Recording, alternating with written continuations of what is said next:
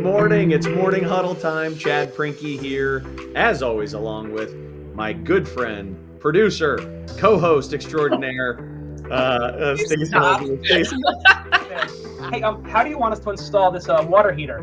And my coworker was like, I don't know, install the water heater. Like, why are you even asking me? He's like, well, I don't know if you know, but what you designed, it can't physically fit through the front door of this building. My class is only 40 minutes. So we have to get this done in 40 minutes. You have to clean up in 40 minutes. And then it also, when you use the miter saw, a lot of kids are scared of the miter saw, and you just see the difference in their confidence when they come in here compared to when they leave. They're excited. Be announcing a new county that's going to join us in Maryland, so we continue to spread it. And I'll say my peers across the country are starting to take this and adopt this at their local IEC chapters. Either AI assistant tools, you have AI master builder tools, and then you have kind of a bit of both that are 1 foot in BIM, in current processes, and 1 foot in AI.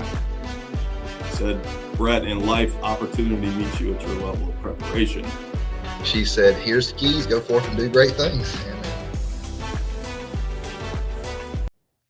Good morning. It is morning huddle time. Chad Prinky here alongside Stacey Holzinger, as always. Stacey, how are you today? I'm doing good. I'm a little sunburnt from the awesome weather that we've been having here. It's like 90 degrees yesterday, but we live off a lake, so it was nice to get out the other day and just get some sun. Two quick comments to that, Stacey. One, I think it depends on one's definition of awesome weather. 90 is like that's just disgusting. Ugh. Yeah.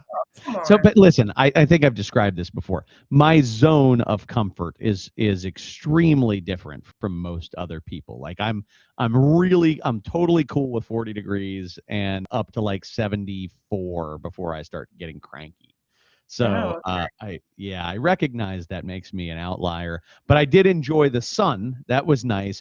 But the day before, the 58-degree weather was more my taste. That was really nice. And that was, but do you remember it was like 58 on Saturday and then 85 on Sunday? Yes, I actually liked that. It was kind of neat, but it was a huge change in temperature in one day. It's abnormal. Not a normal thing. Yeah. So let's talk about your book a little bit. Yeah, I'd be happy to do that. So the book is called Well Built, and it's how the top 2% of construction contractors create superior value, profits, and excellence. And it is available for pre-order on Amazon right now with an official launch of June 18th. Anybody who pre-orders now and then just shoots me a message with the proof of purchase, I'll go ahead and send you the ebook in the interim so you can get started if that's something you want to do. But the book is really about I've had this incredibly good fortune to work with some awesome contractors over the course of the past 15, 16 years. And to my count, something along the lines of 218 as of today, different contractors that I've gotten a chance to work with in various degrees of intimacy. And what I've noticed is there are some of those contractors that are just really running incredibly well-run companies. And as I kind of like sift through the commonalities between those, that's what I did whenever I sat down to write the book. I thought, if I were able to pass along the sort of the playbook for success for just playing the game at a higher level than everybody else, what would I teach people? And so it was really just, none of these are my ideas. It's all just collapsing the best stuff that I've seen, organizing it in a way that I think is digestible. And it also it's a fairly good snapshot of the type of thing that we do with our clients in our consulting business, which is we take stock of their organization in comparison to the best practices across, each of these areas that we cover in the book. And then come to them with solutions for each one of these that match up pretty closely with what we're with what I put together in the book. So obviously with a lot of customization when we're working with an individual company, but I hope it serves as something of a definitive roadmap for contractors and who are looking to win. Now, is your voice on the audio, or do you hire? I tried to pitch that, and they were like, listen, man, it's not, your voice isn't that good. And I was like, oh, come on. I thought it was okay. And they were like, it's fine. Well, I was a singer in a band. Right? I was a singer. Yeah, no, it didn't work. They were, there was, that's partly true. But the other piece is that with the audiobook, they were like, look, man, you're not going to save any money trying to do it yourself. The reality is that the professionals do this, and they're so efficient in comparison. I was like, yeah, okay. Well, even if I would prefer my own voice on the audiobook, I'm not a great reader.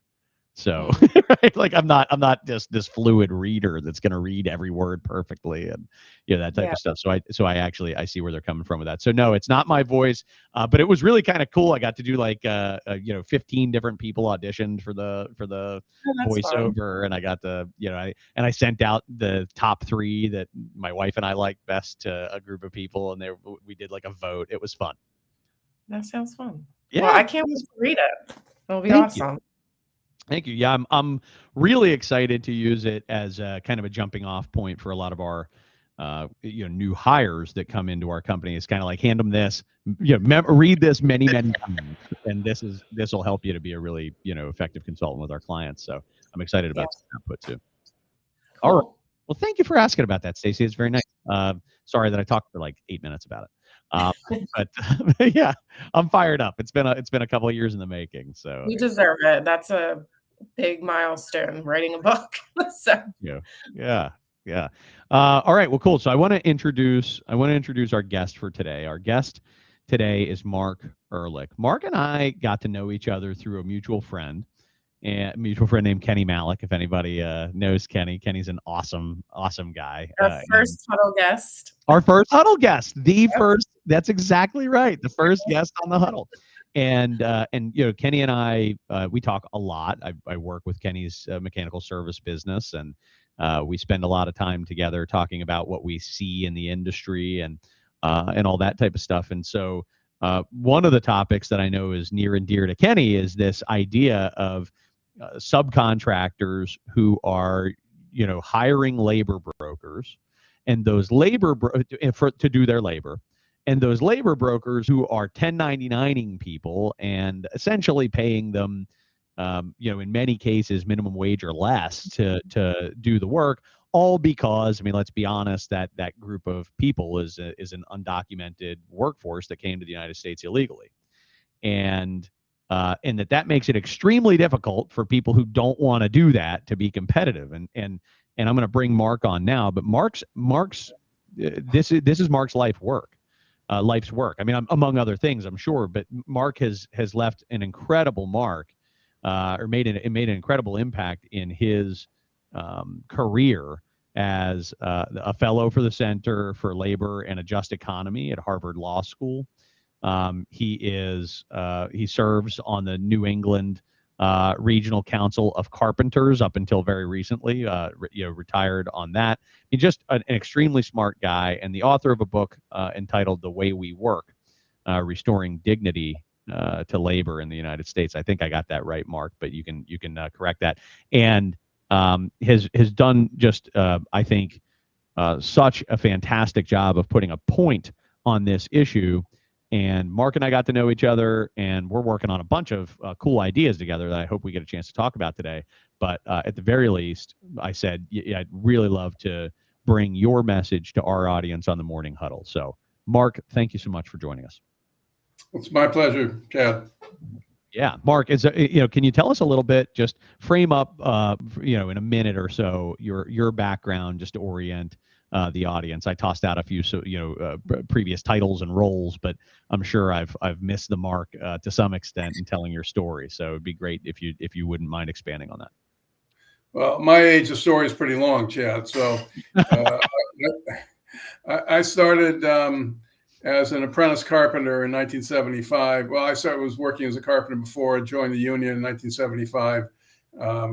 and was an apprentice, was a journeyman, was a foreman, was a superintendent for a general contractor. And then I was not thrilled about what was happening in my local union. I ran for office, and much to my surprise and everybody else's surprise, I won. I headed up my local union. At that point, there was a restructuring of the union into these regional councils to more accurately match the way the industry was working. And ultimately, I ran for office as the head of the New England Regional Council of Carpenters, 25,000 members. I did that for 12 years. I retired about 7 years ago, and since then, I have been a fellow at the Harvard Law School Center for Labor and a Just Economy. I'm also a writer. I've written 3 books and dozens of articles, op-eds, scholarly journals, popular journals. And now I'm enjoying my semi-retirement. Well, very good. That's and through all of that, you've also had a chance to make an impact. If I understand it right, you've had a chance to make an impact on policy and actually, help to shape some of the things that have created the kind of current labor and construction environment in the Northeast. Is that a fair statement? Yeah, I think it's a fair statement. When I first was the head of my local, which covered part of Boston and Cambridge, I would walk jobs, and I would walk non-union and union. My feeling is that everybody deserves to work under decent, dignified conditions. And I'm a union guy, but I also feel like that should apply to anybody who is skilled enough and talented enough to work with their tools. So I remember one day I was walking on a non-union job, and I was talking to some of the carpenters there. And the fellow told me, say, this funny thing happened. I've been working with this company for a few years. Up until last Friday, I was an employee, and then they told me starting Monday I was going to be an independent contractor. And I said, what? I'd never heard of such a thing. And I said, why is that happening? He says, I don't know. I'm getting paid the same hourly rate, so I don't really care. And he kind of shrugged his shoulders. So I started to look in. This is the early 90s, and I started to look into this. And I discovered that the issue of misclassification, as the term is, that is taking someone who was functioning as an employee and calling them an independent contractor, was an incredible labor cost savings advantage for a contractor in a highly competitive industry. And since we all know, and your audience certainly knows that basically construction is materials and labor, and if materials cost roughly the same for everybody, and you can make a big savings on labor costs simply by calling someone who functions as an employee, calling them an independent contractor, and not paying the mandated taxes and insurance rates, you are saving potentially up to 25, 30, 35% on your labor costs. So I had no idea this was going on. I started to look into it. I realized it was a pandemic, if you want to call it that. Right. Yeah. Really, it started in the South and was kind of working its way up. And that became kind of the public policy issue that drove most of my career. I ended up working with the people over at Harvard to do the first study on the impact of misclassification in 2004, and realized that it wasn't just a union, non-union issue. It was really a public policy issue because of the lost tax revenues to state and federal governments, and really taxpayers were being swindled by this scam. So, and following that, I spent years engaged in lobbying, writing legislation, and being politically active to try to cut down the impact of this, what I think is a really problematic issue in our industry. That's excellent.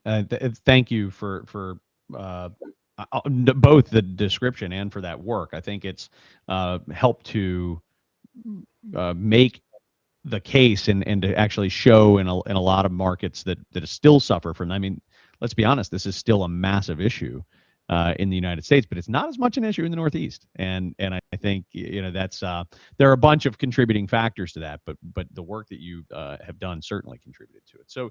So I'll first off, I want to, before I go any further, I want to correct the name of the book. Title of the book is The Way We Build. Sorry, not The Way We Work. The Way We Build: Restoring Dignity to Construction Work. There you go. Excellent. Thank you. Jump on Amazon and buy that, or would you have them buy it somewhere else, Mark?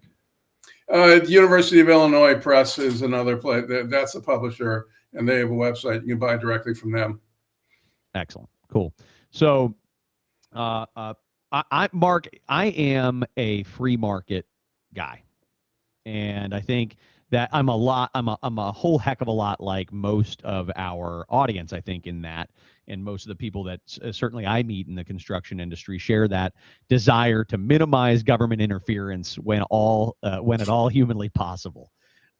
Yet, I could not agree more with the idea that we have to make the worker misclassification something that is as close to impossible as we can for the sake of the health of the economy. And I know you share that view. And as somebody who's much more studied on this topic than I am, I'm just pissed off about it. Talk to us about why. That's an appropriate response, Chad. Right, it is. It feels like it. It angers me. It angers me on behalf of the people who are trying really, really hard to do things the right way. Talk about why this is such a problem, not just morally and ethically. Leave that to the side. Let's pretend I don't care morally and ethically. We can bring that back later. But why, from an economic standpoint, is worker misclassification such a problem? Well, I would agree. We might differ somewhat on the role of government in the economy in general, but that's not really the point here. The point is that we have a wonderful industry that has, I think, been fundamentally damaged by a business model that relies on cheating. And one of the things that makes construction interesting is that it's still, even today, a pretty decentralized and highly competitive industry. And the idea of competition, of fair competition, is that everybody is playing by the same rules. Well, if you've got a football team that has 15 players as opposed to 11 playing one who has 11, it's not that's not much fun to watch. That's not really what I would call fair competition. And here you've got a situation where some people have developed a business model that allows them to, and again, this has nothing to do with the moral issues, which actually I feel quite strongly about, but they have a business model that allows them to have a competitive advantage simply by virtue of cheating and not playing by the rules. And the consequences are pretty severe and across a broad spectrum. They certainly are consequences for the workers who are not treated properly. There are consequences for the contractors who are playing by the rules, union and non-union. What I would call a category of responsible contractors. Forget the union, non-union label. Let's just call them responsible. They are working at a disadvantage because they're playing by the rules and can't compete.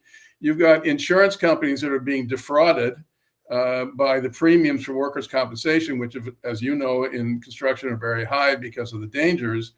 And you've got the average American taxpayer being defrauded because you've got some people playing by the rules, paying their taxes, and you've got a whole nother swath of firms that are simply operating in the underground economy.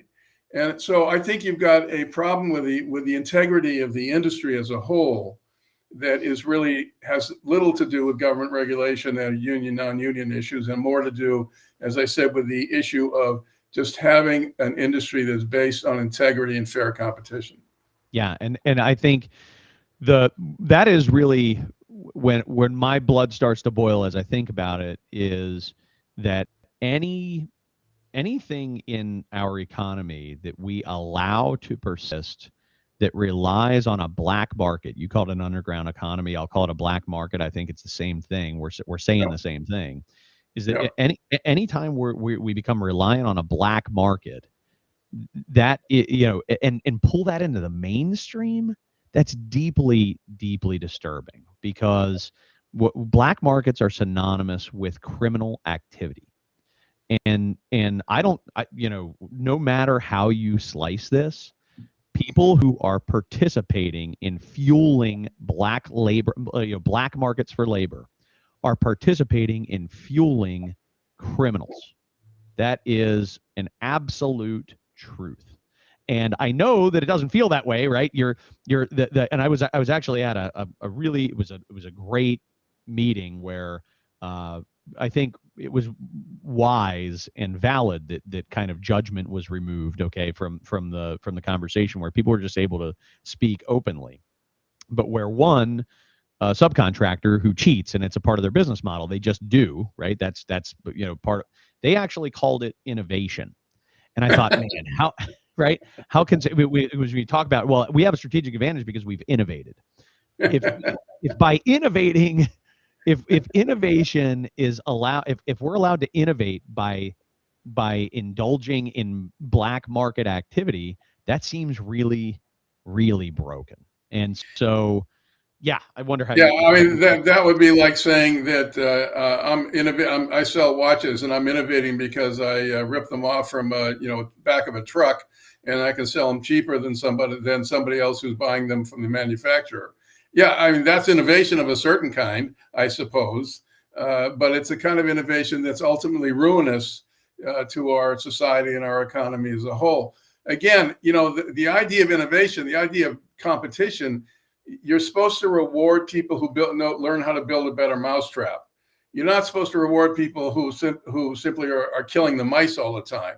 That's not the goal. And I think that's why the subtitle of my book is Restoring Dignity to Construction Work. I think of our industry. I love our industry. I think it's one that has a high degree of dignity, and I think some of that dignity has been robbed. You have it used to be that the so-called underground economy, black market, whatever you call them, or just a cash economy. I mean, there was always a cash economy, right? If someone came to build your deck in your backyard, you paid them in cash. Okay, we're not talking about that. We're now talking about multi-million-dollar high-rise projects. I mean, stadiums, FedEx bill, you name it, where a good third or a quarter of the workforce, or maybe even up to a half, is simply off the books. And sometimes when somebody gets injured, which happens unfortunately in construction, they don't even know who they work for. When OSHA comes around or the ambulance come, they say, "Who's your employer?" And they'll say, Juan. I mean, they simply just don't know, because it's a multi-tier system of levels of subcontractors and labor brokers that by the time you try to piece it together, you can't figure out what the relationships are. So so in terms of safety, it's an issue.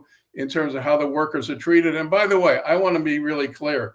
My parents were immigrants. I have no issue with immigrant workers. I welcome immigrant workers on the construction side. I just want them to be treated the same as everybody else. That's it. So there are two. There are clearly forces at work.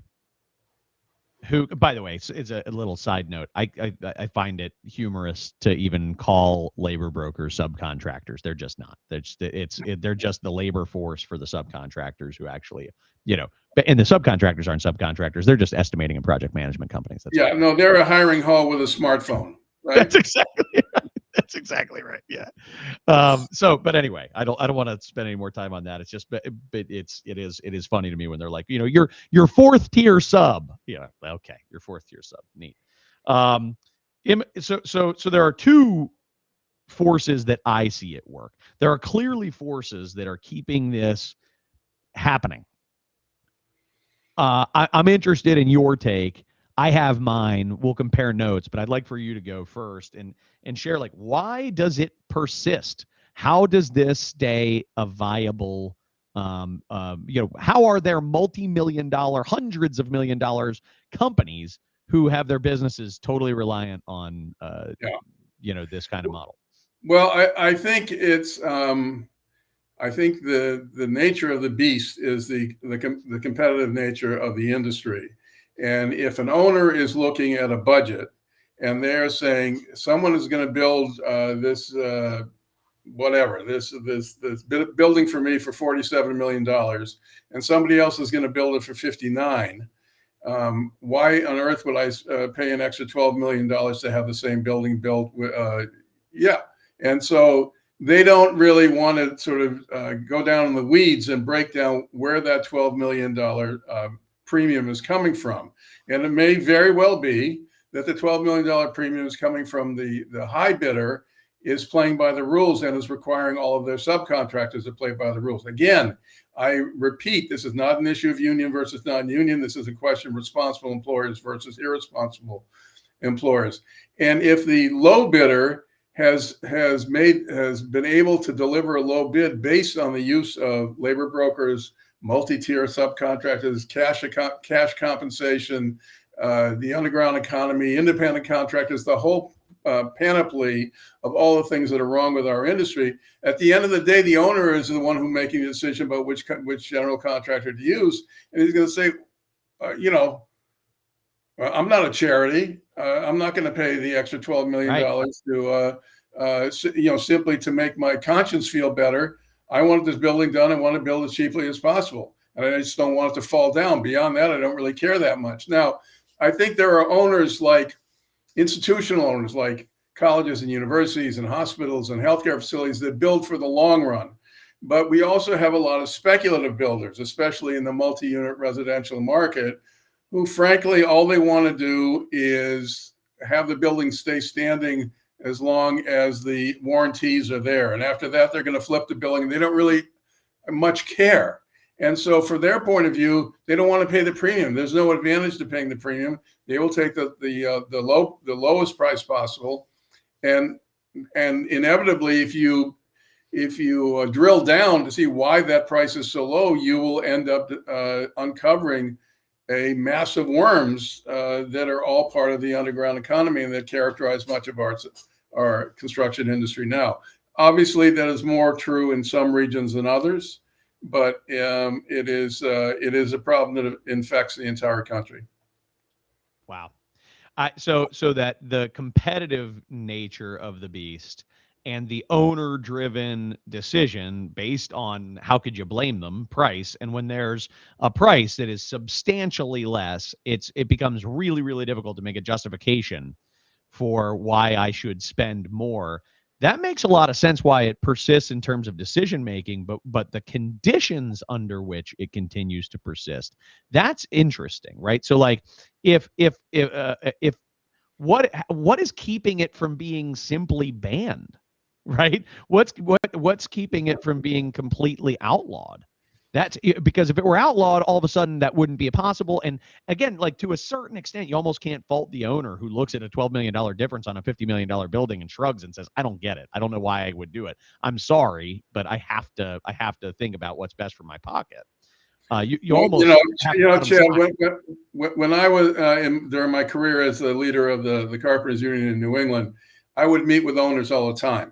And they would say to me, look, we've taken a whole bunch of bids and the union bids are a little bit higher than the non-union bids. Tell me why I should spend more money to get this. And I said, well, tell me who you're getting your non-union bids from. And, everybody knows everybody in the industry, right? Totally.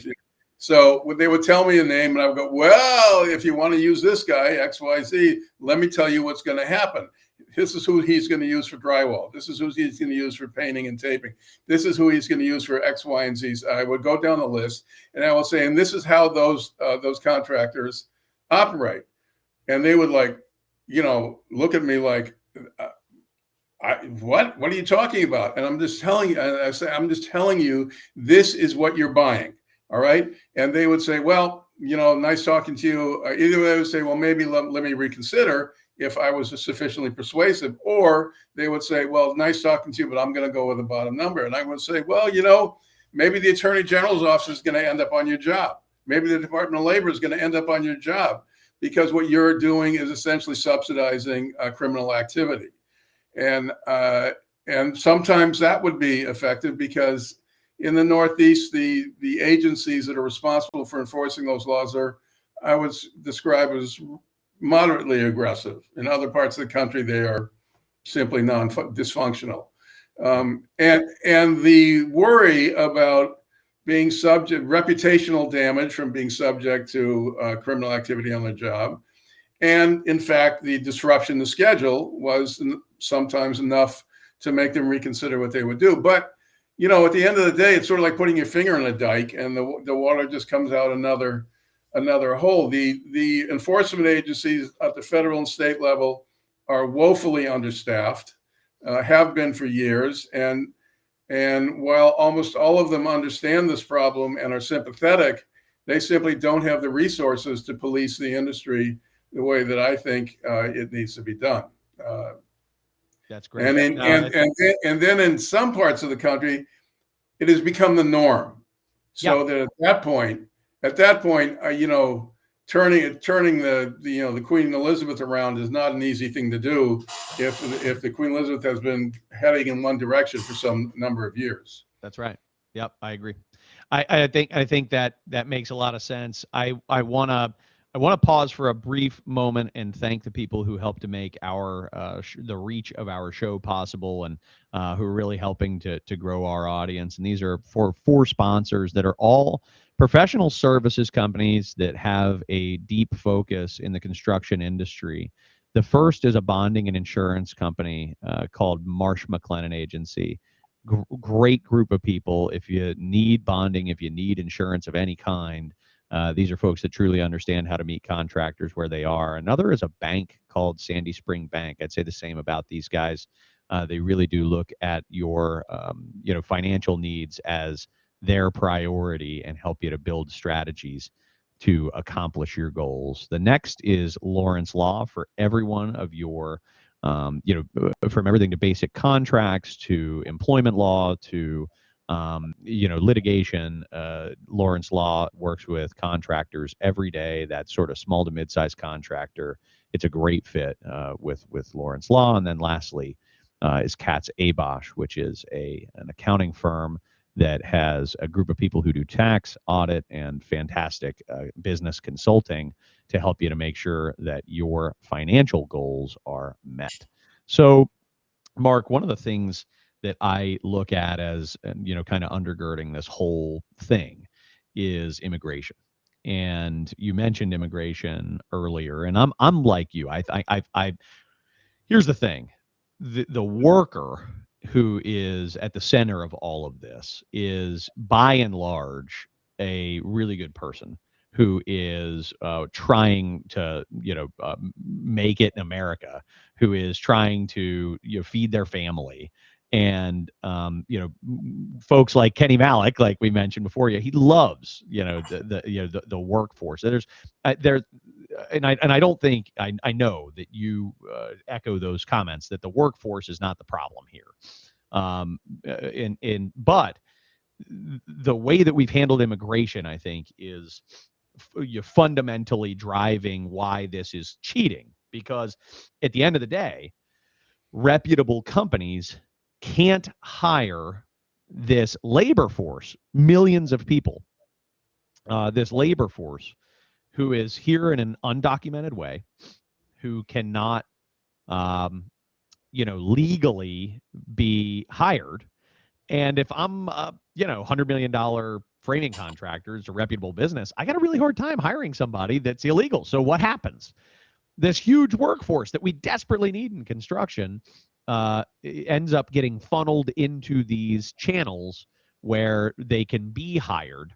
And that's through the labor broker system, where they are often, not always, but often exploited. Certainly there are some non-exploitative labor brokers in the United States that do a great job of fair pay for labor. And they really are like that overflow kind of like, oh man, I have too much work, I need to hire a labor broker. That's the non-union version of the hall, right? It's just, and those are reputable outfits that will pay their taxes and W-2 and all that stuff.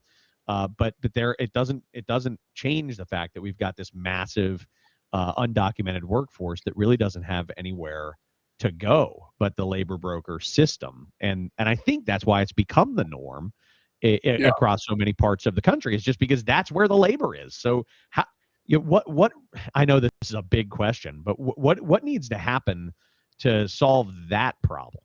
How can we hire these people? I mean, this is a massive problem where there is enormous amount of emotional rhetoric that completely confuses and clouds the issue. The truth is that construction has always had an immigrant workforce, whether they came from Western Europe, Southern Europe, Poland, eventually Ireland, right? Yeah, absolutely. Everybody, the bricklayers were Italian, the masons were German. I mean, that's just how our industry is built. And all this is the latest iteration of the same dynamic of workers from other parts of the world coming to the United States because they want to improve their lives and being part of the construction workforce.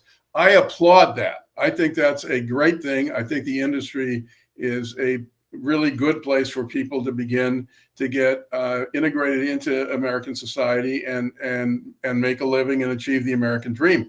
That all is good stuff. The issue is that when they're intentionally kept illegal, and I say it's intentional. People talk about the dysfunctional immigration system, and I say, whoa, wait a minute. Before you call it dysfunctional, it is functional for some people, and that's why it stays the way it is. Because this is a source of cheap labor that can't complain, that can't organize, that can't speak out because they're afraid of deportation. So you have, if you are a contractor willing to take advantage of that situation, it is ideal because you don't even bother calling them independent contractors anymore. They're just, maybe you list them as vendors or not as a labor broker, as a vendor, but they're completely off the books. And one of the reasons the enforcement agencies have such trouble tracking this down is that there's no documentation. Everything is off the books. There's no paper trail to follow. And enforcement agencies, unfortunately, kind of have a bureaucratic, legalistic mentality. They need a paper trail in order to prosecute. And if there is no paper, there's no paper trail. So you have all of these people functioning in the shadows, and it works and the reason it's remains unchanged is it works to the advantage of enough people. And again, to the owners, who are kind of like the famous three monkeys who hear no evil, see no evil, speak no evil. All they know is that they're getting a building built cheaply. And that's really all they care about. And they don't want to know why. And they say, if you enforce a law, the cost of the buildings are going to go up. And they, in fact, will, because if people have to actually abide by certain laws, the labor costs will rise, by a small margin. But for a lot of the people, again, I think the most egregious problems in the multi-unit residential market, the bottom line is what drives everything. So I think until that there is a relationship between cleaning up our industry and fixing the immigration problem, and they're connected. And I don't see the political will to do that. There's a contractor in Texas named Stan Merrick, who the third generation interior systems guy, great company. They used to be union many years ago. Texas went non-union. They're now open shop. But he is absolutely committed to reforming the immigration system because he wants to play by the rules, because he believes in that. So there's a lot of people like, like that, who I think care about the integrity of the industry and who want to see this system change. I will tell you a funny story with respect to one of the things that we did when I was running the Carpenters Union. The largest non-union framer in New England had about maybe 300 people working for him, and he was doing wood framing, doing a lot of work. And we decided to file for an election against the company, for a union election. And one of the reasons was a lot of the workers wanted to improve the situation, but we also wanted to flush out his business model. So it came time for the hearing, and he comes and he testifies. He says, well, I have no workers. I have no employees, so we can't have an election. There's nobody to vote because I don't have any employees. And the board hearing says, wait a minute,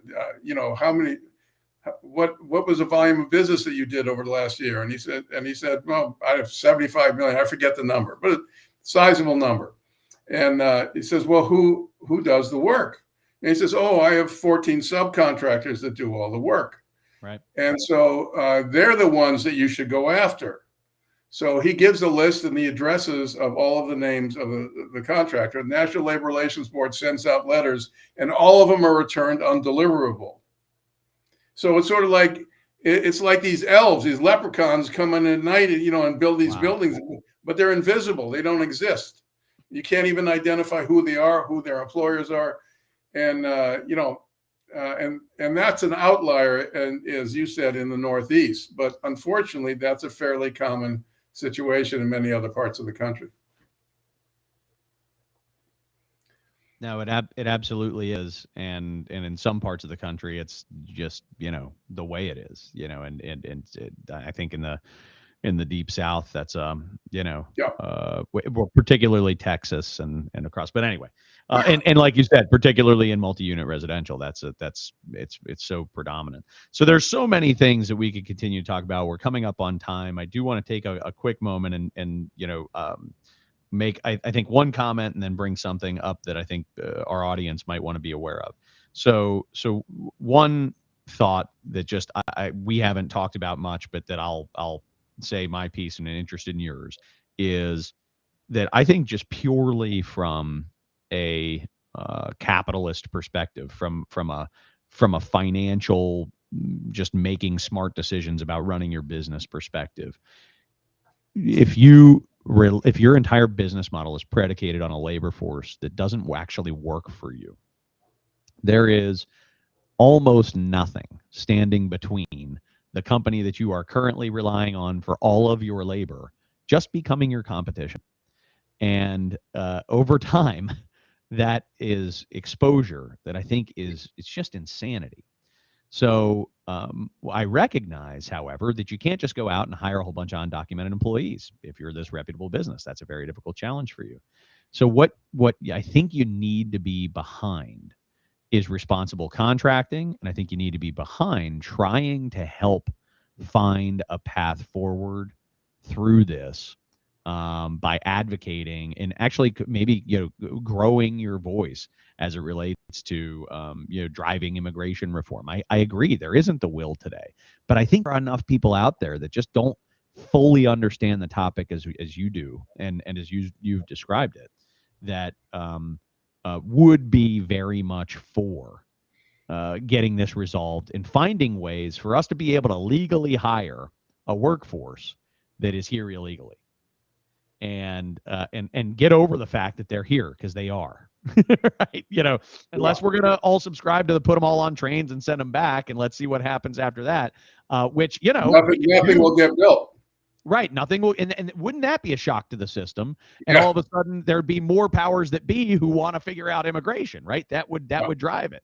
I think it's an inhumane step to put them on the trains and send them back, but there's something on there for in terms of adjusting people's perspective on reality, right? Because reality is, you're right, nothing would get built. So we've been kicking around this idea along with a couple other folks, Kenny Malik included, that of putting together an alliance for responsible contracting, which would be a group of contractors and owners and government entities and institutions and just like-minded people who are interested in moving this thing forward, particularly at this moment in the Mid-Atlantic. Though I'd love to be able to bite it off larger, but we'll one step at a time. And I think again, we've been back and forth on this, kind of trying to create a vision. Talk a little bit, if you would, about what may be possible, knowing obviously that it's in purely theoretical terms right now, but what may be possible if a group of like-minded people got together and tried to press on the opposite side of this issue. Well, I can sort of tell you just from my own experience, what we did was when we did the Harvard study in 2004 that showed that the Commonwealth of Massachusetts was losing $150 million a year every year because of misclassification in the construction industry. That woke up a lot of people in sort of political circles, and the legislature ended up passing a bill that tightened the definition of what misclassification was in 2005. And it was signed, by the way, by a Republican governor. It was a bipartisan bill, because nobody wants to say, oh yeah, I'm in favor of cheating, right? There's no lobby out there for the Association of Cheaters.